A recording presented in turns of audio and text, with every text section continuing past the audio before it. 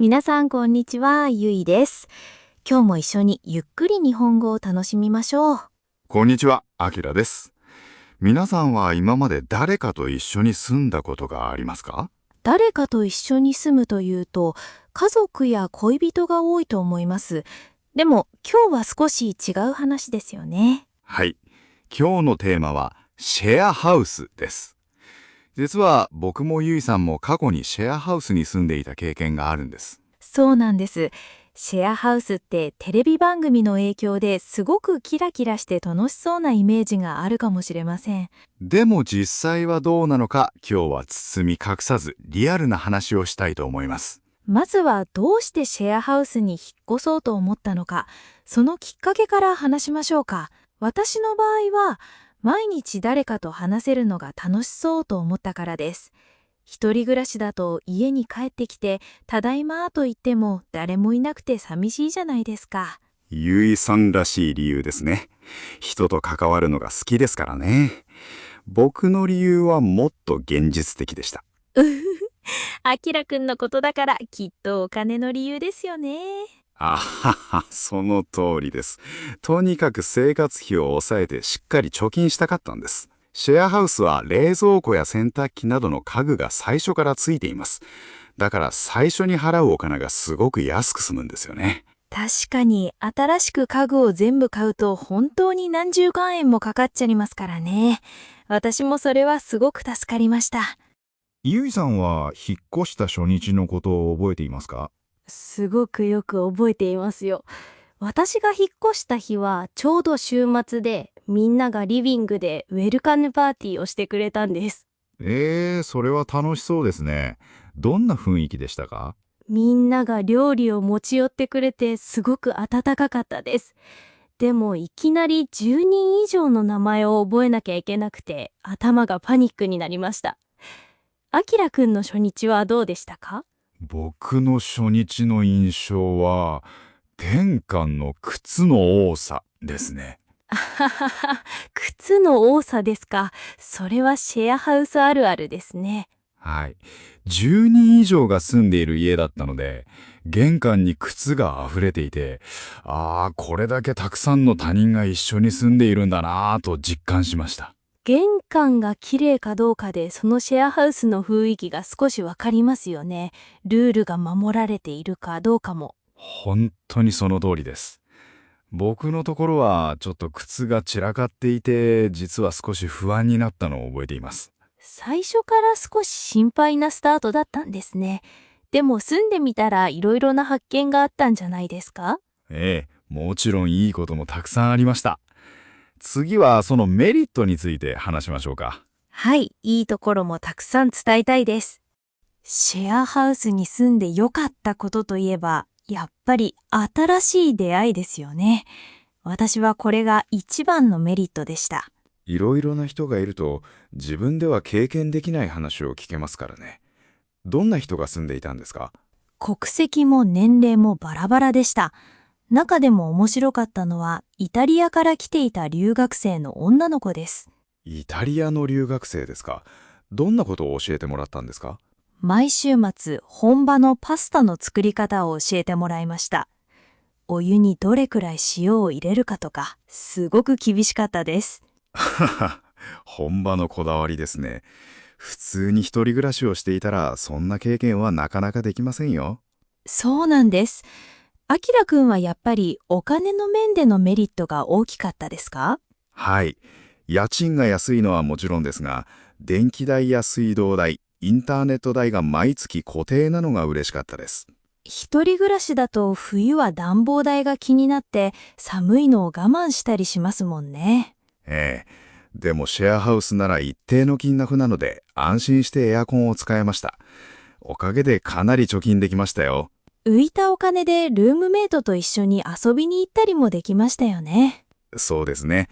節約しながらも生活の満足度は高かったと思います。お金も節約できて面白い友達もできる。これだけ聞くと本当に完璧な場所に思えますね。他にもシェアハウスならではの良さってありましたか？やっぱり助け合いですね。私一度ひどい風邪をひいてしまってベッドから起き上がれなかったことがあるんです。それは大変でしたね。一人暮らしだと自分で薬を買いに行かないといけませんから。そうなんです。でもその時、隣の部屋の女の子がスポーツドリンクと風邪薬を買ってきてくれたんです。あの時は本当に感動しました。困った時にすぐ近くに誰かがいるというのは大きな安心感になりますね。はい。あきらくんは誰かに助けてもらった思い出はありますか？僕は日常の小さなことですけど、自分が留守の時に代わりに宅配便の荷物を受け取ってもらえたのは便利でした。わかります。料理している時にちょっとお醤油貸してって借りられるのも便利ですよね。ええ。それからいろいろな国の人と話すので、自然とコミュニケーションのスキルも上がった気がします。言葉が通じなくてもジェスチャーで伝えようと努力しますもんね。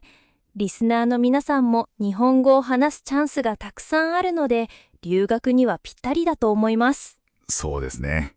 毎日が実践の練習になりますから。でもあきらくん、楽しいことばかりじゃなかったですよね。もちろん、ここからはちょっとネガティブなツッコミ大会、つまり不満や愚痴の時間にしましょうか。不満といえばやっぱり一番は衛生問題。綺麗かどうかの問題ですよね。間違いなくそれですね。人によってどこまで汚くても平気かっていう基準が全然違いますから。本当にそうです。私、お風呂場の排水溝、水が流れるところに髪の毛がそのままになっているのが本当にストレスでした。うわぁ、それは少し嫌ですね。次に使う人のことを考えて掃除してほしいですよね。キッチンでも使ったフライパンを洗わずに一晩置いたままにする人がいて、私が朝使いたい時に使えなくてイライラしました。シェアハウスでは自分のものじゃないからこそすぐに片付けるのがマナーですね。そうなんですよ。だからだんだんルールが厳しくなっていくんです。お皿は1時間以内に洗うこととか。ルールの話が出ましたけど、このルールが多すぎるのもシェアハウスの不満の一つになりがちですよね。わかります。私のところはゴミ出しが当番制だったんですが、サボる人がいて結局いつも私が捨てていました。それは不公平ですね。僕のハウスはシャワーの時間が夜11時までと決まっていたのが辛かったです。夜11時まで？仕事で遅く帰ってきた時はどうするんですか？我慢して朝に入るか近くの銭湯に行くしかありませんでした。騒音を防ぐためのルールなんですが窮屈でしたね。自由すぎるのも困るけど、厳しすぎるのも疲れてしまいますね。バランスが難しいです。そうですね。多くの人が一緒に住むための一番難しいポイントかもしれません。あと、シェアハウスといえば、冷蔵庫のトラブルは経験しましたか？もちろん。私のちょっと高かったヨーグルトがいつの間にか消えていたことがあります。やっぱり、それは本当に悲しい事件ですね。名前は書いていなかったんですか？書いていなかった私が悪いんですけど、人のものを勝手に食べるなんて信じられなくて、すごく怒りましたよ。油性ペンで大きく名前を書くのはシェアハウスの基本スキルですね。あきらくんはどんなトラブルがありましたか？僕は騒音ですね。壁が薄かったので、夜中の2時頃に隣の部屋の人がオンラインゲームで大声を出しているのが丸聞こえでした。それはひどいですね。直接注意しに行ったんですか？いえ、ルームメイト同士で直接注意すると喧嘩になるので、管理会社に連絡して注意してもらいました。それは賢いですね。管理会社といえば、退去するとき、つまり引っ越して出ていくときにもトラブルが起きやすいと聞きます。はい。僕は退去するときに、部屋をすごくきれいに掃除したのに高いクリーニング代を請求されたことがありました。それは納得いかないですね。敷金、つまり最初に払ったお金は返ってこなかったんですか？ほとんど返ってきませんでした。だから契約書にクリーニング代のことがどう書かれているか最初にしっかり確認しておくべきだったと後悔しました。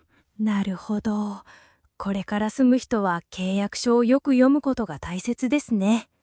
ところでゆいさん、男女兼用のシェアハウスでしたか？それとも女性専用ですか？私は男女兼用でした。でも、男女が一緒に住むと気になるポイントに違いがあるなって感じましたよ。どんなところに違いを感じましたか？やっぱり一番はセキュリティ、安全面への意識です。私はトイレに行くちょっとした時間でも必ず自分の部屋の鍵をかけていました。なるほど。僕や他の男性の住人は少しの時間なら鍵を開けたままにしてしまうことも多かったですね。そこは女性の方がとても気をつけている印象です。ええ、誰かの友達が遊びに来ている時など、知らない人が家の中にいるのは少し不安でしたから。それから人との距離感も少し違う気がしました。僕は仕事から疲れて帰った時は誰とも話さず自分の部屋に直行したいタイプでした。ああ、それは私と逆かもしれません。私はリビングに誰かいたら、一緒にご飯を食べたり、お酒を飲んでおしゃべりしたいと思うタイプです。もちろん人によりますが、女性の住人の方がリビングに集まってコミュニケーションを取るのが上手な印象がありました。そうですね。だから帰ってきた時に「おかえり」って元気がないとちょっと寂しく感じたりしましたよ。ゆいさんみたいな明るい人がリビングにいるとハウスも雰囲気が良くなりますね。ありがとうございます。でも掃除の許容度、つまりどこまで汚れていても我慢できるかは本当に人それぞれで、男女の違いというより個人の性格の違いでしたね。確かに。すごく綺麗好きな男性もいればそうじゃない女性もいますからね。他人と生活を合わせるのは本当に難しいです。いろいろ話してきましたが、ゆいさんに質問です。もし今からもう一度シェアハウスに住むことになったら住みたいですか？すごく悩みますけど、正直に言うと、今はもう住みたくないです。おや？あんなに新しい出会いが楽しかったと言っていたのに。あの時期は本当に楽しかったし、経験してよかったと心から思っています。でも今は自分のペースや一人の静かな時間を大切にしたいんです。なるほど。誰かに気を使わずに好きな時に起きて好きな時にテレビを見たいということですね。その通りです。あきらくんはどうですか？お金が節約できるからもう一度住んでみたいですか？僕も今は遠慮したいですね。お金が本当になかった学生の頃なら考えますが、今はある程度心にも余裕ができましたから。やっぱり大人になると完全に自分のプライベートな空間が欲しくなりますよね。ええ。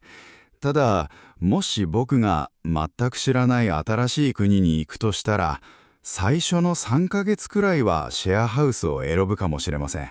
あ、それは賛成です。新しい環境で友達を作るためのスタートダッシュとしては、これ以上ない場所ですから。そうなんです。だから、日本に来たばかりの留学生や、これから日本で働こうとしている外国人の方には強くお勧めしたいですね。日本語の練習にもなりますし、困った時に助けてもらえるのは本当に心強いです。人生で一度は経験する価値があると思います。ですね。では、そんなこれから初めて住む人に向けてアドバイスをしましょう。初めてシェアハウスを探す人への失敗しないための褒めアドバイスですね。私からいいですか？もちろんです。ゆいさんのアドバイスは何ですか？内見、つまり見学に行くときは、絶対にキッチンの冷蔵庫とシンクの中を見ることです。おー、かなり具体的なアドバイスですね。理由は何ですか？共有スペースの綺麗さを見れば、そこに住んでいる人たちのマナーのレベルがはっきりわかるからです。冷蔵庫の中がぐちゃぐちゃなら生活もぐちゃぐちゃな可能性が高いですよ。それは説得力がありますね。僕からのアドバイスは、見学するなら夜の時間がおすすめということです。普通は昼の明るい時に見に行きたい人が多いと思いますが、どうして夜なんですか？昼間はみんな仕事や学校で出かけていて、ハウスに誰もいないことが多いんです。だから夜に行けば全体のリアルな雰囲気や騒音レベルがわかります。なるほど。夜にリビングの様子を見れば、ワイワイしているハウスなのか静かなハウスなのかがすぐにわかりますね。ええ。自分の性格に合った雰囲気のハウスを選ぶのが長続きする一番のコツだと思います。本当にそうですね。皆さん、家賃の安さや写真の綺麗さだけで決めないように気をつけてくださいね。しっかり自分の目で確認することが大切です。今日はシェアハウスのいいところと悪いところについて私たちの経験からお話ししました。一言でまとめると、シェアハウスは他人を許せる広い心があれば最高の場所って感じでしょうか。いいまとめですね。完璧な他人なんていないですから、違いを楽しむ余裕が大切ですね。リスナーの皆さんはどう思いましたか？もしかして皆さんの中にもシェアハウスに住んだことがある人がいるかもしれません。あなたが今まで出会った中で一番変わったルームメイトや面白いエピソードがあれば、ぜひコメント欄で教えてください。皆さんのリアルなエピソードを読むのを私もあきらくんも本当に楽しみにしています。そして今日の会話の中で少し聞き取るのが難しかったという方も安心してください。はい。